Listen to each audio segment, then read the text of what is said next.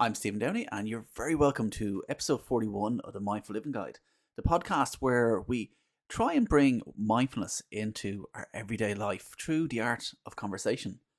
This week we have two amazing guests. For the first time in the history of the podcast, we've got two guest speakers, and they are fantastic. You're going to really enjoy it. It's a real bubbly conversation, lots of laughter, but lots of nuggets of great information. Our guests this week are Laura, Hilliard, Brady, and Amanda Ringrose of Mind Body Resilience School. And I certainly learned a lot from this episode, and I really hope you do too. If you're new to the podcast, please like or follow to get up to date on any new episodes coming out. And with that, sit back and enjoy this week's episode of the Mindful Living Guide.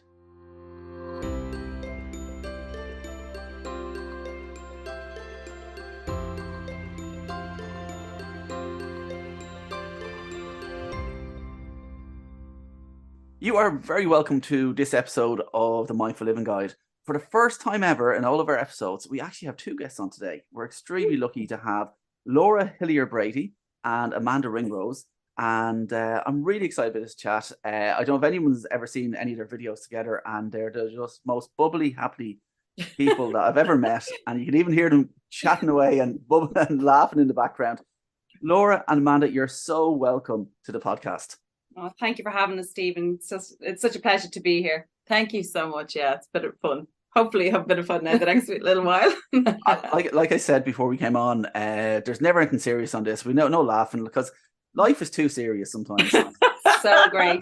So great. We can and take we it too have seriously. now left the room. Come here, listen, bring me back. How you guys, you mentioned that you two of you met, Laura, you've been teaching in your own school for many, many years. And Amanda, you came in as a student one time. That's how you I've been in social work for over 30 years in addition to other things, but during that time when you're in social work, you get tired and burnt out and you're like, I'm leaving totally. So I went and tried to find something alternative for myself, and I was always into the healing arts anyway. So I went to Walmer College to do massage therapy, and Laura actually taught me massage therapy. So that was about 16 years ago. So we've kept very much connected in and out of each other's lives the last probably 16 years. But then the last 2 years really ran back together to start a business together. And it's just been fun. And that was one of the criteria we had actually with each other, is like, if we're going to do something, it has to have the crack. Like, we just have to have fun as well as teaching and helping people. But we need to have fun because that's energy. Yeah, it is. And like there's so many different energy. And sorry, Laura, I'm cutting over you there. Oh no, I was going to say, like that, Stephen. Yeah, like I've been in the industry for the last 30 years, so I've had my own college, and it was actually when I left the college, back in 2013, people were like, "Oh, but you are the college," and I was like, "Oh my God, please! I'm not identified by something outside of me." So actually, that's when I really went and did my own research. So I went and went across the world really to understand, really have an understanding of the mind-body connection, even though I taught it and talked about it for years. But it was really when I actually did my own work after that I really started to get it. And was that own work that you did on yourself, or was that more research? Yeah, like by going to so many different seminars, like, as I said, like Louise Hay, Dr. Joe Dispenza, Abraham Hicks, all of these amazing people. Like, I really went and searched and delved into my own stuff and sat with my own stuff and really understood, allowed the stickiness come up, because I was always so busy with the college, and I was always running from class to talking to clients, to talking to students. So actually it was allowing myself space to actually know, well, who am I?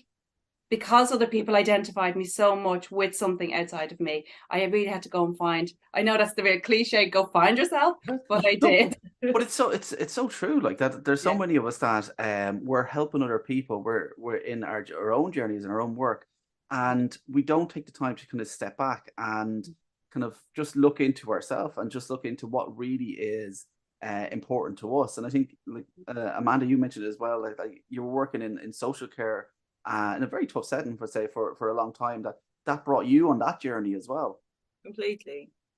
Yeah, I mean, I think it's a process through life, and I think there's lots of different stages in life we go through, and we grow. We choose to grow or not grow, or we stay stuck. So oftentimes we can get stuck, and there's been plenty of times I've been stuck in my life, and I've kind of had to, figure out a way to get out of that space. And I've been very fortunate to be able to do that and have people in my life that have been very helpful in those situations, and we help each other as some little small communities. But absolutely, like I think that we grow constantly. Every day we grow. And we get up, some of the things that we do is we've learned so much putting our course together, or our, business together the last 2 years, is that we choose to get up every morning and we choose to learn something new. And that makes a huge difference. Yeah. So even on those days, you're like, I actually don't get up anymore.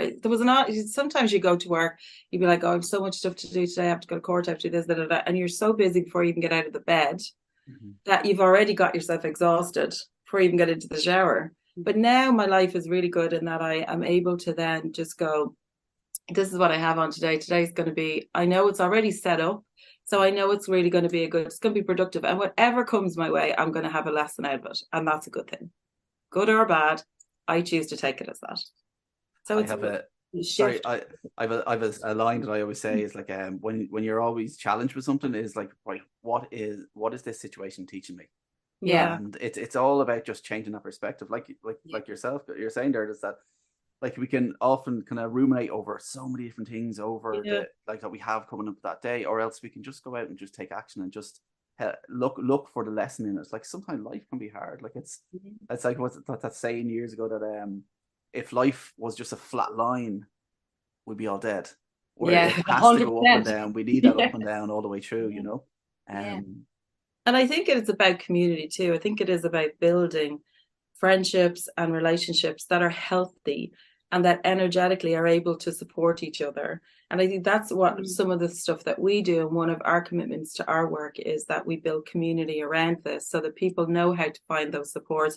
Or if you have the supports, how you can bring them to a space that really is productive for everybody involved in those relationships or within that support network or system. So that can be family, that can be friendship groups, that can be work groups, anyone that you're connected with in your life.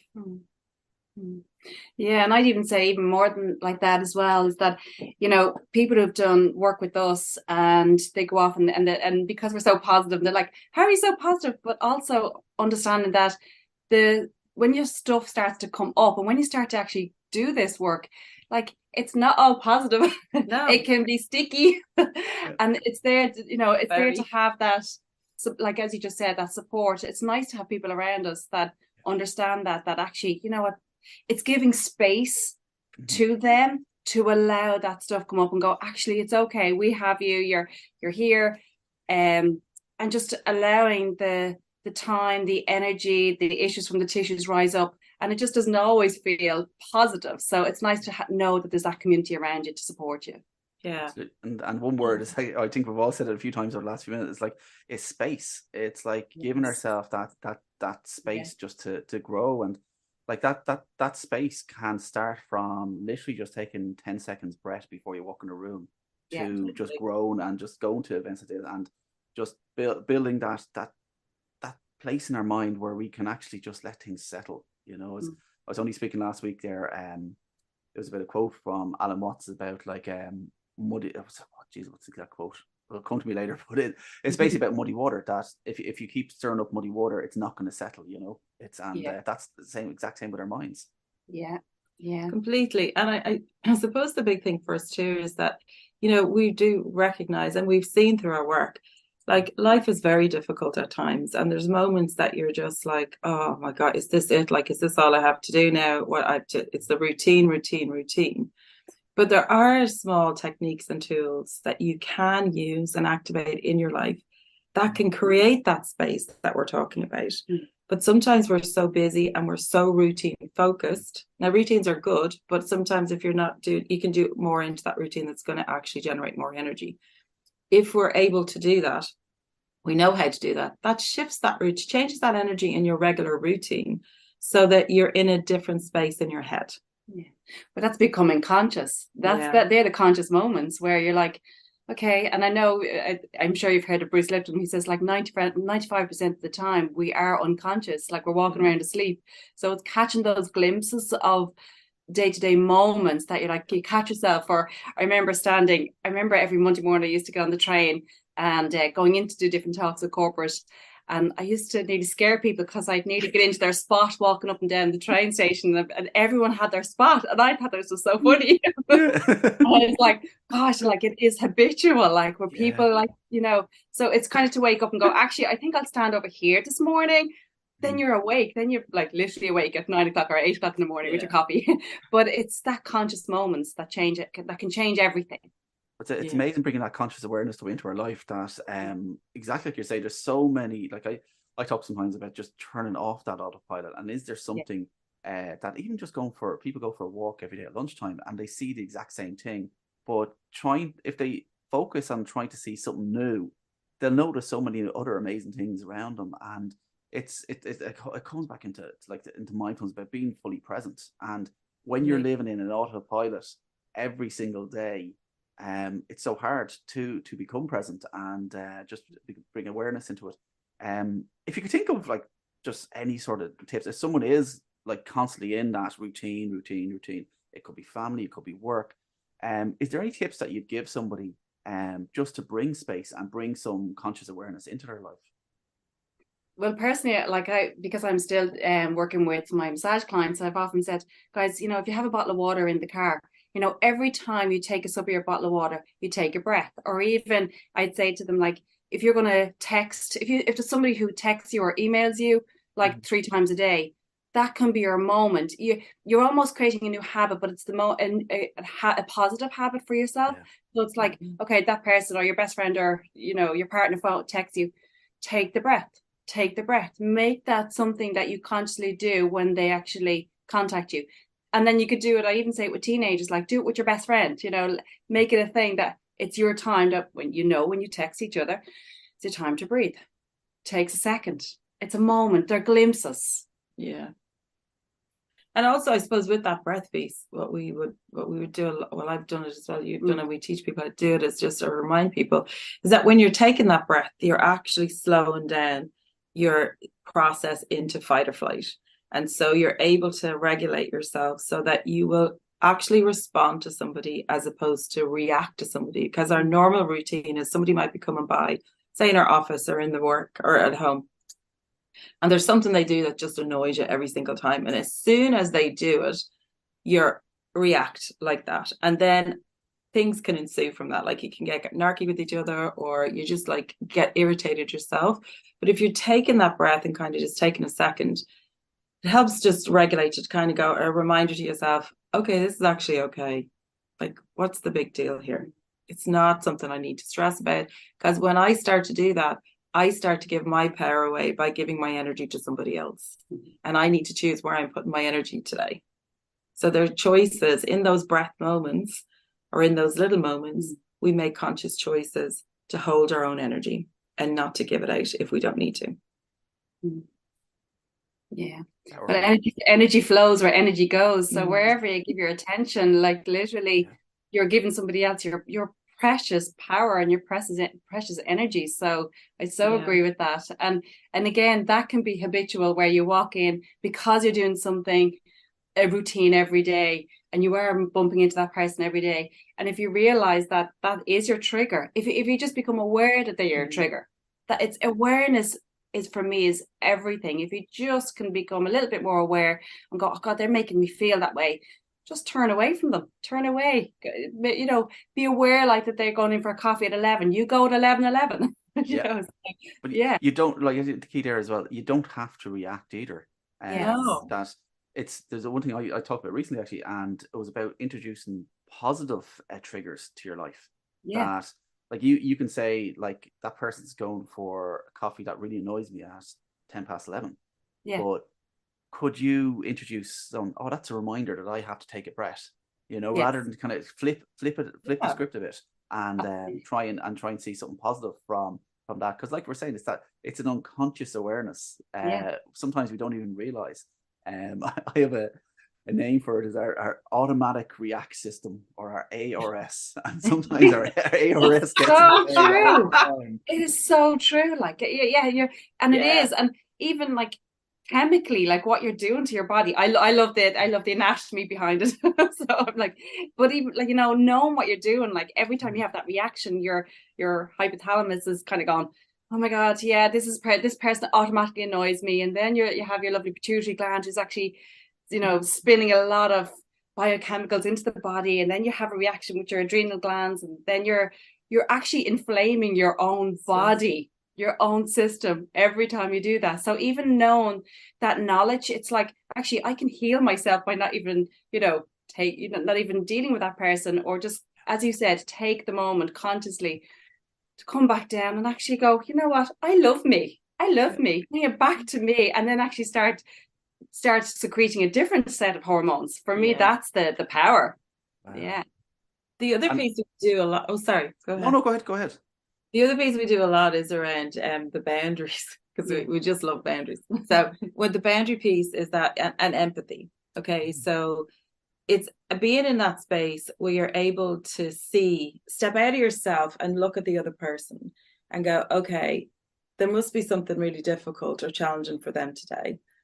And that's unfortunate. However, I have my boundary here, in that I can have an energy boundary around me that allows me to empathize with what they're going through, but not connect to that energetically. And that's where we shift into a completely different place then. So we're now seeing it from an empathetic point of view, while still minding ourselves and our own energy and our own space and our own mindset, but we're still able to feel the human part of that, which is so important, because very few people have an easy life. There's always something for all of us that it's thrown at us that we have to deal with. So it's about getting back into that space of empathy and understanding that not everybody's going to have a good day, but it doesn't have to impact us. And you can send the good vibes, or just send that, in your own mind, say, God, I can see where they're coming from, so I'm not going to let that impact me, because this is not actually about me. This is about where they are right now. And that's knowing yourself, really. And we do a lot of that work with people, is getting to know yourself. Knowing your own values and where you're completely coming from. Yeah. And for me, like, again, it's the energy, like understanding our energy, understanding that we have this energy bubble around us, that it's our own inner torus field, that goes out 2 meters, and understanding that. And so an awful lot of people, I would say, zip up and look up. Zip up and look up. And it's, and we actually do it through kind of kinesiology testing. And I actually, when we're working with people, we show them how one look can actually take you down energetically, because it taps into your insecurities. And so when somebody looks at you and they actually drop their eyes, they go down into your solar plexus, which is where we actually give our energy and our power away. And then as soon as you actually intentionally zip up in like an imaginary zip up and look up, it changes your energy field, and their energy bounces off you then as well. So those are the little tips, are because you're dealing with the quantum field, you're dealing with your own vibration, you're dealing with what goes out comes back. So if you can hold that and seal that on an energy level with boundaries, you're onto a winner. There's loads of other things. what I love though as well, course is like 4 days long, so it's 4 days. It's what I love though, what you're talking about though, is the sense of empathy as well. Is that many people that you feel trigger you, it's like I've got young kids, and it's like one of the ones you said, she made me angry, or she made me do this, or he made me do that. And that sometimes bringing a small bit of empathy into it, you can realize that they're not actually it's you that's making that decision to feel like that. But they're not doing that on purpose. There's something happening inside, and it could be chemical. It could be something emotionally inside them, that I think sometimes when we bring that kind of empathetic part to it, it's like people that are familiar with mindfulness might be familiar with a meditation called love and kindness. And that how when we send love and kindness to people, whether that's someone we love or that's someone that we have difficulties with, that it energetically changes your relationship with that person. And you don't have to totally understand or respect exactly where they're coming from, but it's just bringing that small bit of empathy into it to kind of say, right, well, maybe that's not happening on purpose, and that can give you that little space between that reaction and that responding. If you can look at that and go, God, she's in panic right now, like something's happened. What I want to do right now is help her and give her a hug or feed whatever it is that she's needing in that moment. But in order for you to do that, you have to be in that space in your heart. You have to be in that empathy space in order to be able to give that and open your own heart to go, okay, this is so not about me right now. I need to see how I can help her. It's a really good point you made. Yeah, but again, like if you're in fight or flight, you're never going to see them. You're never going to see that space. So it's up to us. It'll always come back to you, and coming back to how you are chemically, emotionally, physically, mentally, if to allow that space for somebody else. So it is because, fight or flight will not meet another fight or flight with connection. Yeah. That's true. It's like two opposites just off each other. 100%. 100%. Yeah. One of the things I want to talk about, and obviously your course is about resilience as well. Where do you think? Like last week, actually, I was talking to a guy called Endo Doherty, and he did some unbelievable challenges. He walked the length of Ireland with a washing machine on his back. He went up Kilimanjaro with it just to raise awareness for people. And he had such depth of resilience of like literally the amount of times things went wrong. Where do you think people find resilience from? I think a lot of that has to do with our experiences. And I think it's because resilience is really your ability to bounce back, how we manage difficult, challenging things in our lives. There are a series of challenges that have happened. And I think that we get the strength from that because sometimes we have no choice but to get up and move forward. And that's where you start to build your resilience up. So I think it comes over a lifetime for a lot of people. People have different life experiences. So the way that the amount of resilience they have is going to be different for each person. And I think it's a choice to kind of go, at some point you get to a place. People might even not realize they have resilience, but we do have it. It's just igniting that within ourselves and realizing it's there and go, actually, all that stuff that happened to me, if I look back at that and I look at where I am right now, it was resilience probably that got me to this place, along with other things. But resilience was one of the things that pushed you through those difficult times. So often it's the language that we use that we don't identify that with, things that we already have inside of ourselves that we're unaware of totally. Yeah, and I would even go deeper as well, like, experience, but connecting to that deeper knowing, that absolute knowing within yourself, that we have so many attributes within us that if we can just tap into it, and as you said earlier on, like it's flipping the script, it's instead of going, I can't go, you know what, I've got this, and it's, the more we actually talk to ourselves, that inner talk can actually build us up and build our intention, build our resilience, build our, as I said, just that inner knowing that you can do this. But it does, everything for me starts with a thought. Everything starts with a thought. So you either flip the script, or as Amanda says, you have the choice to just stay where you are and stuck. So that's what the resilience comes from. It's thoughts. Yeah. And you were saying about that inner belief. A lot of people talk about affirmations and about that just talking to yourself in the present tense where you have this. And what's your opinions on affirmations? Because some people, it's hit or miss with some people.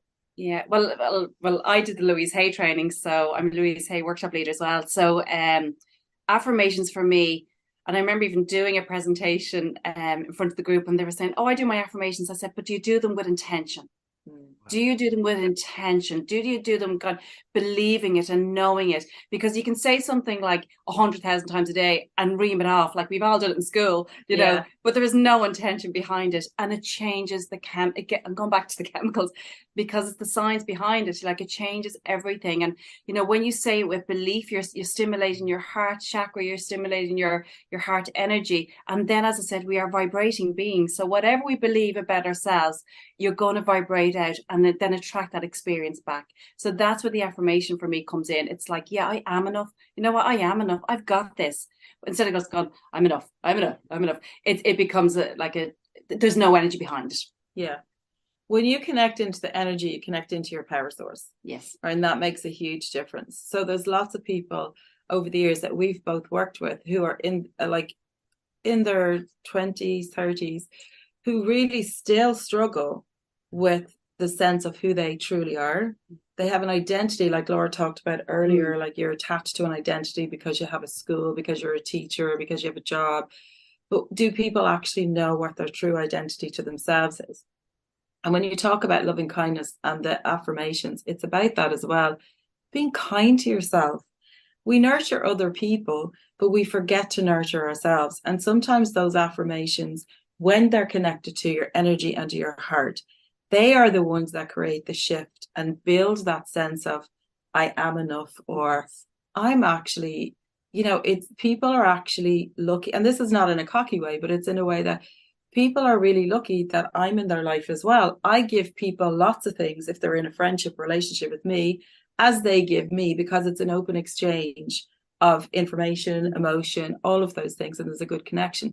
But it's not somebody taking from you all of the time, or you allowing that to happen because you have a value on yourself. That's where people are missing, and that's where those affirmations can be very, very helpful. Powerful. And it's funny, actually, I remember I had a thought back as you were talking there about when you mentioned love and kindness again, and I remember when I did my teacher training, and one of the most difficult parts a lot of people find with love and kindness is not giving it to someone they don't like, but actually giving it back to themselves. And we used to have part of Alexa where first of all you'd actually visualize your best friend, and you'd visualize your arm around your best friend, and you'd send love and kindness to them. Then you send love and kindness to both of you, and then you'd maybe let your friend just disappear in the background and maybe just send that to yourself. And it was a gentle way of actually bringing it to ourselves. And but it's amazing that if you try somebody who struggles with that to suddenly just send some love and energy back to yourself, it can be very hard. A lot of people, maybe they haven't felt it much in their life, maybe they haven't experienced it, and just to send that back to themselves.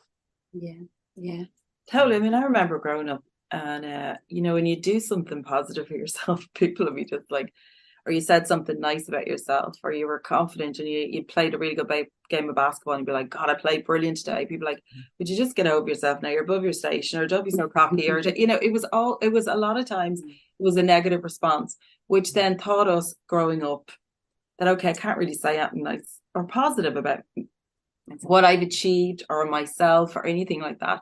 And then you get into that pattern and that routine of doing that. So I think that it's important for us to be able to be open to that and have a laugh. Like, we laugh about it. Like, I will go around saying, yeah, I did that. That was great. God, that was great crack, or that was great fun. And I own it. Like, I'm okay with that. And because that is the truth. In that moment, I did good. And if no one else, even if other people say it, I want to feel that myself, because that is what builds me up inside and keeps me full of my own sense of who I am and my identity. So it's about allowing people and other people acknowledging that and not judging somebody when they do something nice and they do actually say, gosh, I'm really proud that I did that. Get on board with them. It's fantastic that they did that. Yes. Why would we be not encouraging that behavior and those, thoughts to other people? But I do think you're right. It's very difficult for people to really find permission to love themselves truly when they're in an environment that doesn't really lend to that. So I think it can be challenging for sure. Yeah. I remember when I first started doing mirror work and, doing some of the Louise Hay work, she used to say, like, I am willing to love myself. So it was like putting kind of that, making it longer, not just going, I love myself, because it was a little bit hard just kind of go in with that. And I agree with Amanda, it's habitual again. It's, like we, as you just said, like, you were kind of put down if you were cocky in any way, going, oh my God. But now I'm actually gone, I love myself. I love this. I love this. I'm very lucky that I live with a pretty cool little 7-year-old, and I just love they look at some task they're good and goes, yeah, I'm really good at that. And you know, it's like that. it's that yes, that Yes. like when do we lose that? Like when have we? Like, there's so many people now that would just, if they embrace that again, that inner that inner child is in us all. You know, that little kind of that yes, I like. I remember talking, and actually I might have talked about actually the time myself and you were on stage, Laura, and about the first time he learned to jump, and it was like, oh, I can jump with 2 feet, and it was the most exciting thing in the world, and just seeing that pure joy inside him, and it's infectious, you know. It's just to see, to be around people like that, and I think it's around us all, you know. We can if we look out for these little moments just to trigger something inside us, you know. Yes. Yeah. And it's not to say, you know, it's not, you know, some people might say, oh God, here it's all about the bubbly, and it isn't. It's about taking, like you say, it's about those moments, because those moments can shift where you are energetically. It's about understanding and knowing them, and how you can manage that yourself and choose to have that in your life if you want to. It's powerful stuff. But again, that's awareness, isn't it? Like it's awareness. It's capturing those moments. That's awareness. It's like, oh yeah, and look at the joy in their face. And as you said, it is infectious. And we, you know, again, we are programmed to go towards warmth, towards connection, towards positivity. And because our brain doesn't like pain. Like, you know, if somebody is complaining the whole time, we tend to either join in their bubble or run away from them. So again, it's that awareness. There's a question I ask all my guests, and I have to. I'm scared. Have you been prepared? But the reason I ask it, because I love the fact that, like, it's a beautiful conversation, and it's something that a lot of people have different perspectives on, because we're talking about energy healing, we're talking about things, but I just think mindfulness comes into our lives in so many different ways. And one thing I ask all the guests is, what does mindful living mean to you? So if I could ask both of you, so Amanda first, like if you could look at like how to live your life in a mindful way, or mindful living, or what does that represent in your life? In a simple way, I would say being present every day, being present, you know, and being conscious and making choices for yourself, understanding that there's 2 paths you can go. You can go down to your regular routines and subconscious and do everything, and you can people have a good life that way, or you can have an even more enriched life that makes you have conscious choices every day, and that's where your growth happens. So for me, it is about being present. If it was one word, it would be present. That's what I would say. Yeah. And Laura, like, what if I say the same question to you? Like, what would mindful living mean to you? I'd say notice the little things, notice the beauty around you, because, like, I know, like, I for me, I'd walk down my road, and literally I noticed the golden trees, or I noticed the birds, or and it was only that somebody else had said it to me. One of my own gorgeous friends said, Laura, you say everything is beautiful. Even my dog, every time I go, oh, look at that beautiful, the dog thinks it's a it's a command, because she looks around. So what's beautiful, mommy? So actually, I would say, look at the nature, look at beauty, and also gratitude. I would say thank you probably 100 times a day. I'm so grateful for everything. I'm so grateful, and it's actually it is my mantra, but it's a mantra with intention. I'm so grateful. Yeah. And it's so important that what you finished that with, is that it's with intention, and goes back to what we were saying about affirmations, and that it's easy to just wind these things off, or to say gratitude. Yeah, I'm grateful for that. I'm grateful for that. I'm grateful for that. But to actually just feel it, and like, it's like you're talking about it, like chemically inside. I'm sure gratitude is also releasing something chemically as well. Oh, I could talk about that for 1,000 years. That's all the podcast. Yeah. Yes, serotonin, oxytocin. We're doing that for Valentine's Day. Yes, we're going to do it for Valentine's. Yeah. Oh, fantastic. Listen, the energy between the two of you is just phenomenal. I'm sitting here, and inside I'm laughing and full of warmth here. I'm just like, you can feel, actually, anyone that's actually listened to the podcast, you won't see that there's about 20 times I've actually talked to the girl and I've actually put my hand on my heart chakra, and it's just it's an amazing energy. If people want to spend 4 days with you, how do they go about it? Okay, so our website is www.mindbodyresilienceSchool.com, and we have our 4-day course coming up in February the 20th to the 24th, and it's in Glendalough Sanctuary. And that, I know. And then we're actually running one in March again, and that'll be in Tala in the another beautiful sanctuary. So just go onto our website. Yeah, they've got the list for the whole year when our courses are going to be running.